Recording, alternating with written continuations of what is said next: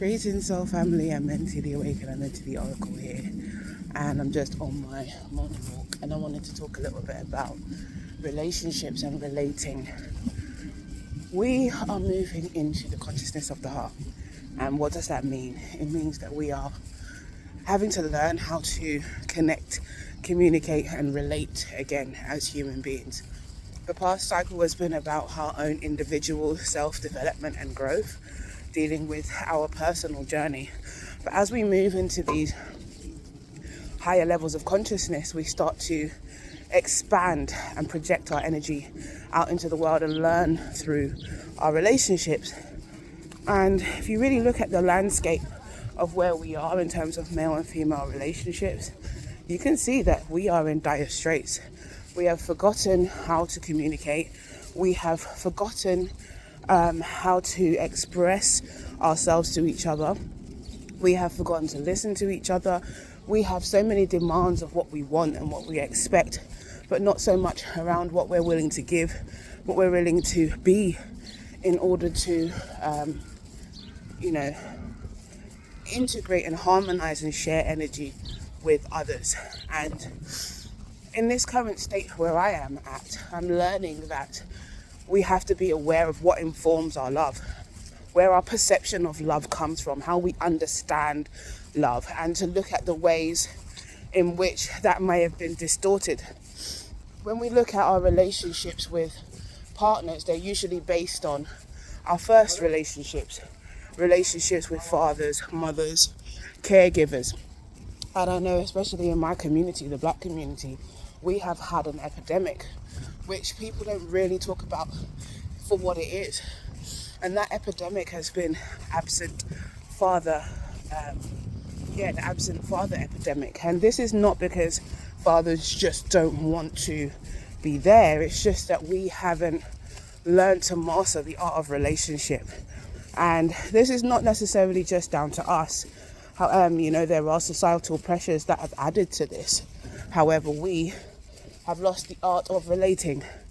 We are able to breed just like our ancestors were forced into doing, breeding in order to fill up the economy of somebody else.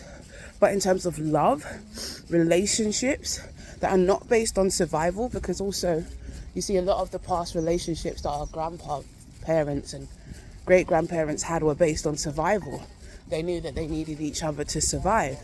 But when we've had this independent I am consciousness that has come about, we have also tapped into the frequency of actually I am independent of anything and anyone else. And so you have this wave of a generation of women, men who value independence more than they do unity and connection. And independence is important. However, nothing in the universe is independent of itself. Everything is in harmony and works with and in relation to everything else.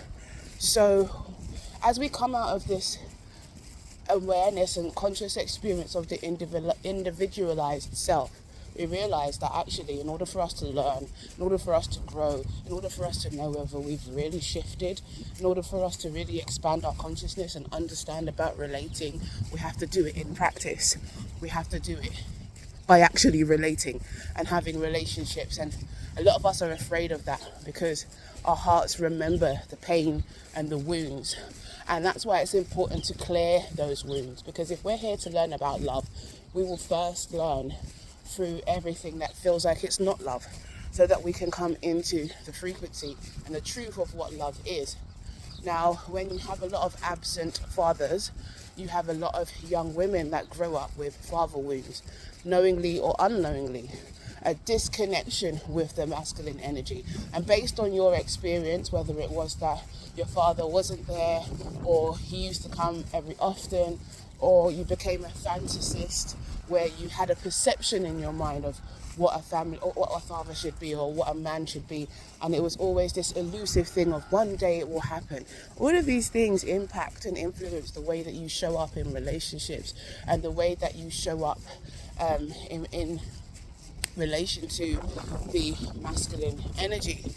And so it's no wonder why a lot of us are finding that we're not able to connect in relationships.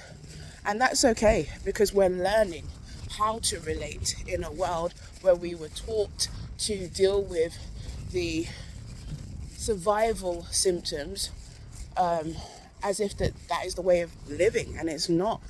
Everything works in harmony, and so we have an opportunity here to learn, and that's going to be one of the major threads of this next cycle of being, learning to relate, learning to connect, learning to harmonize energy, both masculine and feminine, whether it's the masculine and feminine within yourself, the masculine and feminine within your reality, in terms of give and receive, exchange. All of these things are going to be relatively important. And so it's okay for us to start from that place of wounding and fracturing, because that's what's going to help us to learn. That's what's going to help us to understand. But we can't be afraid to dip our toes in and, we can't be afraid to try. We can't be afraid to still want and desire love and loving relationships, because that is so, so important to what it means to us to be human. And in order for us to learn to live and be loved, to know that we are loved, we have to go through this experience of moving through love, of designing love, desiring love, and being love, and learning how to love again. So I just wanted to send this message out, because today I was reflecting on the ways in which I accommodate others in the name of love, whilst at the same time betraying myself, and looking at where that comes from.